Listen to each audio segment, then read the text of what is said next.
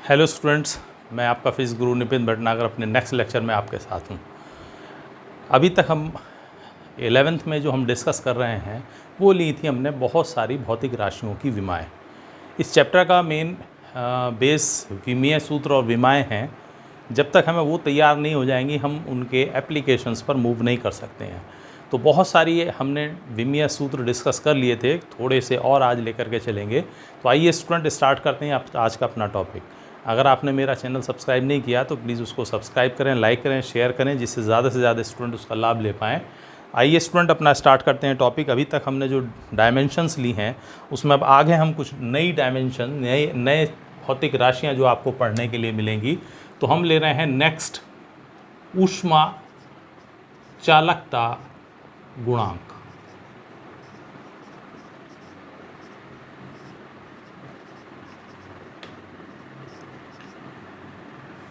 अगर हम कोई चालक छड़ लें जिसमें ऊष्मा प्रवाहित की जा रही है, इसके दोनों सिरों का तापांतर है डेल्टा थीटा, लंबाई हमने ली है इसकी L, अनुप्रस्थ क्षेत्रफल लिया है A और इसमें हम ऊष्मा प्रवाहित कर रहे हैं। ठीक है, तो किसी चालक छड़ में प्रवाहित ऊष्मा Q अनुक्रमानुपाती होता है। सबसे पहला है छड़ का अनुप्रस्थ क्षेत्रफल। जितना अनुप्रस्थ क्षेत्रफल, मान लीजिए ये छड़ है तो ये जो अनुप्रस्थ क्षेत्रफल है जितना ज़्यादा होगा, अधिक होगा, उतनी ही ऊष्मा एक सिरे से दूसरे सिरे की ओर अधिक प्रवाहित होती है। दूसरा जो फैक्टर है, दूसरा जो कारक है जिस पे डिपेंड करता है वो है सिरों का तापांतर। अगर एक ऐसी छड़ लें समान परिस्थितियों में जिसके दोनों सिरों का तापांतर 60 डिग्री सेल्सियस और दूसरी समान प्रकार की छड़ जिसमें सिरों का तापांतर 30 डिग्री सेल्सियस है, तो समान परिस्थितियों में यहाँ ऊष्मा प्रवाह की दर अधिक होगी, यानी तापांतर के अनुक्रमानुपाती होता है। तीसरा है समय।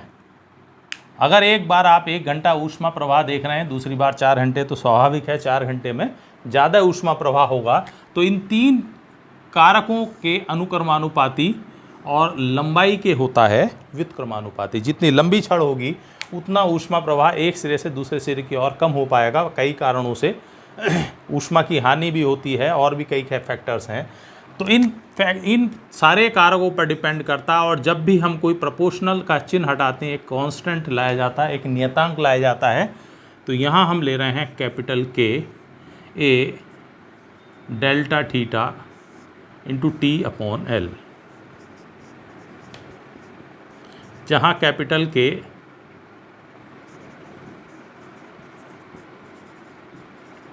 चालक छड़ के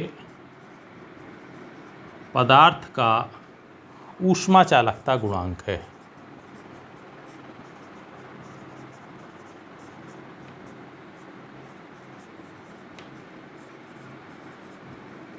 ठीक है, तो इसी के हम विमीय सूत्र या विमा ज्ञात करना चाहते हैं।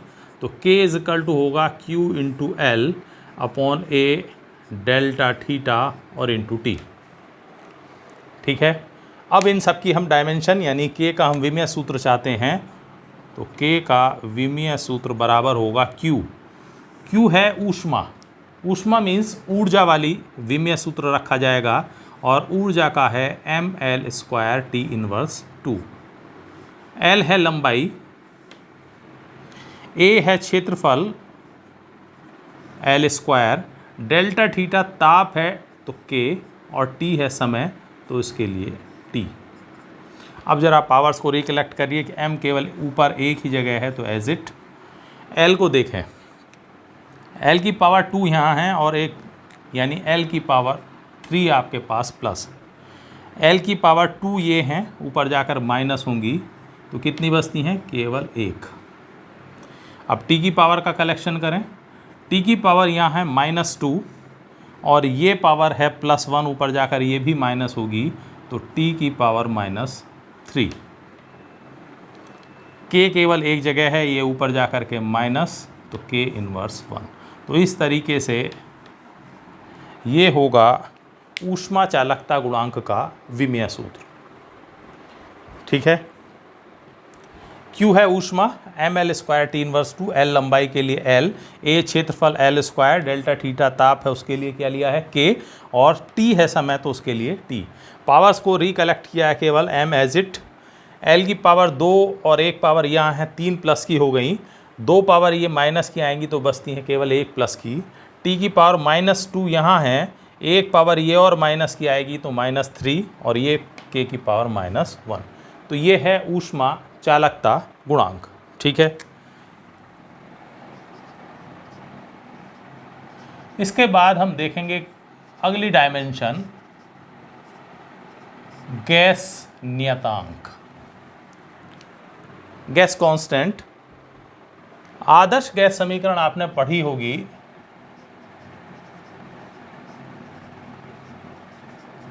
आदर्श गैस समीकरण, ये समीकरण है PV = nRT। P जहाँ पर गैस का दाब है, V उसका आयतन है, N मोलों की संख्या है, R गैस नियतांक कहलाता है, और T है परम ताप। ठीक है। तो इसलिए गैस नियतांक R बराबर होगा PV/N और इंटू T, और इसलिए R की डायमेंशन विमा, P है प्रेशर दाब, दाब की विमा ये ना इनिशियल डायमेंशंस में थी, तो ml inverse 1 T inverse 2, V है आयतन, आयतन की होगी L³, N है मोलों की संख्या, संख्या का कोई विमा नहीं होती, निश्चित मात्रा है ये, और T है परम ताप यानी केल्विन के लिए K।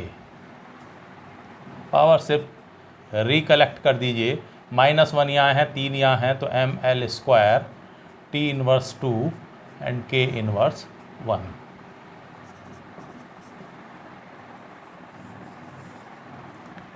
ठीक है। ये है गैस नियतांक। एक और देखें डायमेंशन, ये भी काफ़ी जगह इस्तेमाल होगा, प्लांक नियतांक, that is called Planck's constant. ठीक है। सामान्य रूप से हम ये मानकर चलते हैं प्रकाश या ऊर्जा का जो प्रवाह है वो तरंगों के रूप में होता है, और ये इसकी वेव थ्योरी यानी तरंग सिद्धांत कहलाता है।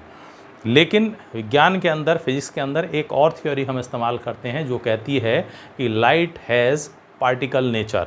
लाइट के अंदर, ऊर्जा के अंदर पार्टिकल नेचर होती है, और वो ऊर्जा के छोटे छोटे पैकेट्स के रूप में फ्लो होता है, गतिशील होता है। ठीक है। फिलहाल डिटेल में जब चैप्टर आएंगे तब हम इनको डिस्कस करेंगे। तो ये थ्योरी कहती है कि कोई भी आपके पास अगर सोर्स है, स्रोत है जो ऊर्जा को उत्सर्जित कर रहा है, तो उससे उत्सर्जित होने वाली ऊर्जा ऊर्जा के छोटे छोटे पैकेट्स में होती है, जिसे हम कहते हैं क्वांटा या फोटॉन। ठीक है। यानी ये थ्योरी कहती है कि ऊर्जा स्रोत से निश्चित मात्रा के ऊर्जा के पैकेट या बंडलों के रूप में होता है। इन्हें शुरू में नाम दिया गया क्वांटा, और आप ध्यान से समझें, इसके ऊपर एक पूरी फिजिक्स की ब्रांच है, that is called quantum physics. ठीक है। यानी एनर्जी का जो पैकेट है, दिस इज़ कॉल्ड क्वांटा, लेकिन लेटर ऑन बाद में इसको नाम कर दिया गया फोटॉन। तो आज हम इसको फोटॉन लेकर के चलते हैं। तो इसका मतलब ऊर्जा फोटॉन के रूप में उत्सर्जित होती है, और प्रत्येक फोटॉन की ऊर्जा, ये जो एनर्जी का बंडल है, पैकेट है, उसकी एनर्जी होती है E = h², जहाँ h तो है हमारा प्लांक नियतांक, और ν है आवृत्ति। ठीक है। तो हम h की विमा चाहते हैं, तो देयरफॉर h = होता है E/ν, या H की विमीय सूत्र बराबर E है ऊर्जा यानी कार्य वाली विमा, तो ml² T इनवर्स 2 और आवृत्ति T⁻⁻1। ये पावर ऊपर जाकर प्लस होगी तो ml² T इनवर्स 1। तो ये होगी प्लांक नियतांक की विमा। ठीक है, अभी जो हम ले रहे हैं ये कुछ पॉपुलर कांस्टेंट नियतांकों की विमाएं हम डिस्कस कर रहे हैं। एक और लेकर के चलते हैं हम विमा, जिसे हम कहते हैं स्प्रिंग का बल नियतांक।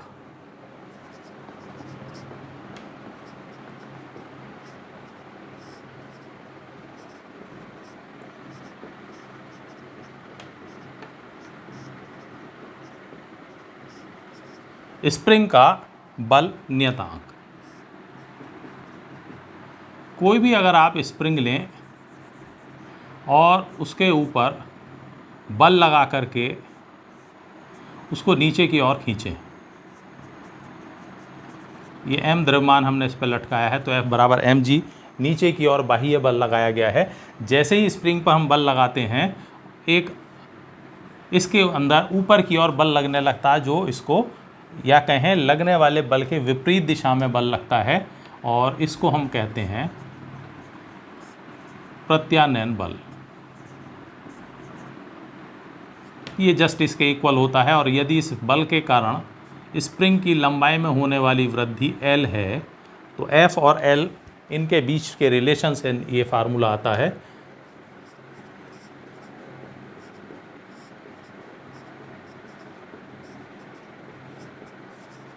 तो प्रत्यानयन बल F प्रोपोर्शनल टू होता है -L, यानी जितना ज़्यादा बल होगा उतनी ज़्यादा लंबाई में वृद्धि होगी, जितनी ज़्यादा लंबाई में वृद्धि होगी उतना ज़्यादा प्रत्यानयन बल लग रहा होगा।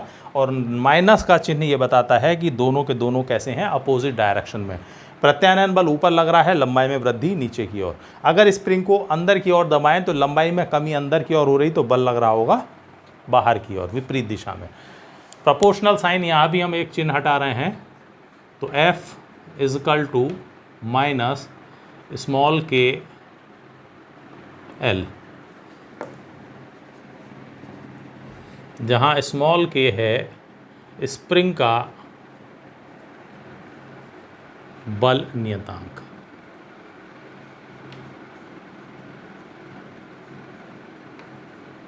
इसी की हम विमा चाहते हैं, तो therefore we can say small k = F/n और -F/L। माइनस केवल डायरेक्शन के लिए है, तो विमा लिखते समय इसका कोई यूज़ नहीं होगा। तो डायमेंशन ऑफ स्मॉल k, बल F बहुत सारी जगह इस्तेमाल हो चुकी है, ml T इनवर्स 2, और लंबाई के लिए L से L कैंसिल, तो आ जाएगी dimension m T inverse 2।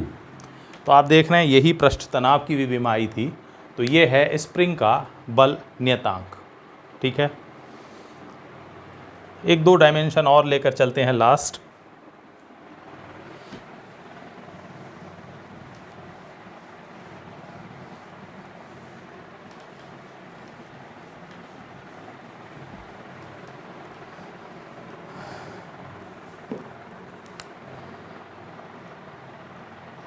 Next dimension हम लेकर चल रहे हैं बोल्ट्जमैन नियतांक।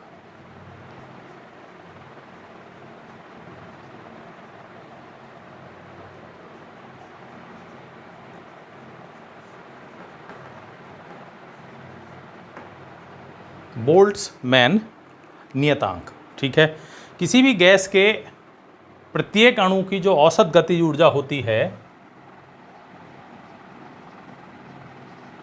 गैस के अणु की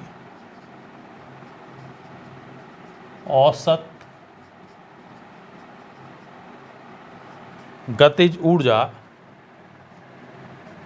E = होता है 3/2 kT। E बराबर 3/2 kT, जहाँ k स्मॉल k ये लिया गया है, दिस इज कॉल्ड बोल्ट्जमैन नियतांक।